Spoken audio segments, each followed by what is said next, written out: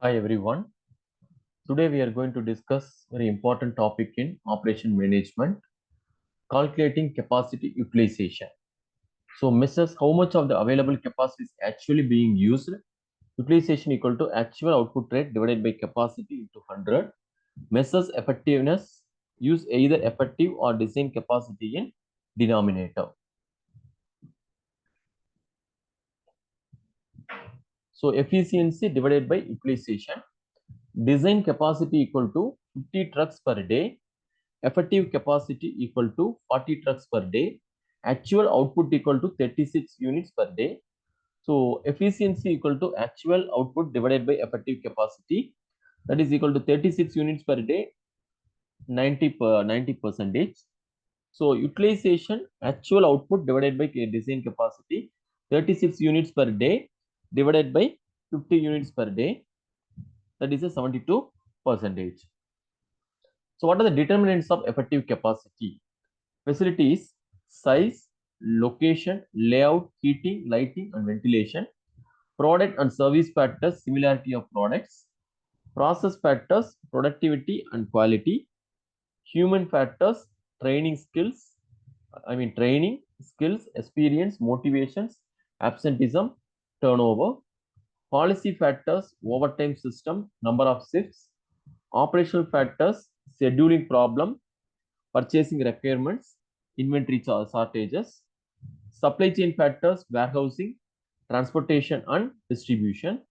What are the external factors? So they are having internal factors within the organization. External factors, product standards, government agencies, and pollution standard. So what is the process of capacity planning? Forecast demand. So everyone, you are going to prediction. Forecast demand, compute rated capacity, compute needed capacity, develop alternative plans, evaluate capacity plans, select best capacity plan. So there are two types of plans, that is a quantitative factors and qualitative factors. Quantitative factors is nothing but cost, qualitative factors is nothing but skills. So you are going to depends upon that implement the best plan. So what are the types of capacity plan? The types of capacity planning. Classification of capacity planning based on time horizon and also based on amount of resources employed. So based on time horizon, long-term capacity planning, short-term capacity planning. So we already discussed in one session, vision and mission. Vision is a long-term goal, mission is a short-term goal. So based on amount of resources employed, finite capacity planning and infinite capacity planning. So what do you mean by long-term capacity planning? So we are going to prepare for a long run. So long-term or long-range capacity planning is concerned with accommodating major changes that affect the overall level of output in the longer run. Major changes are decision to develop new product line. So what do you mean by product line? If you're having the existing product, so you're going to create the new products in the same brand name. For example, if you take Reliance Petroleum, Reliance Telecommunication, like that.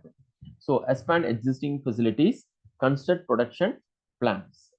So short-term capacity planning, short-term or short-range capacity planning is a short run we are going to prepare, is concerned with responding to relatively intermediate variations in demand.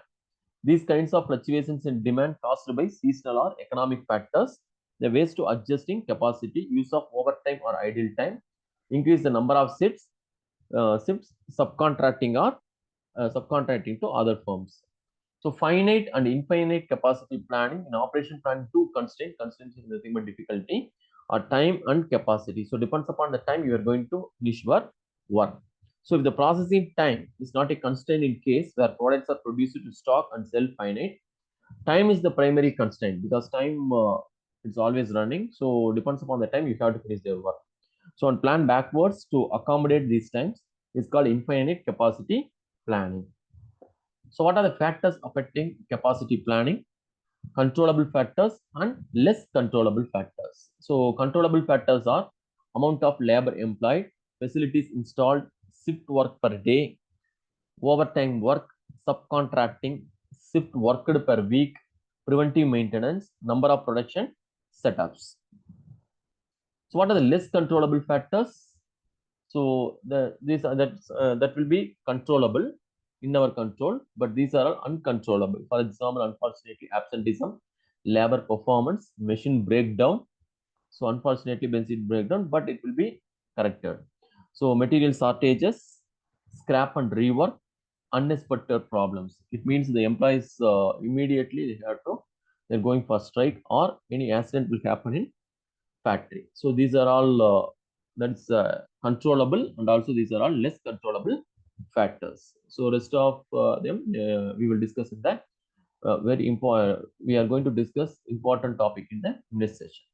Thank you all for watching. Thank you all.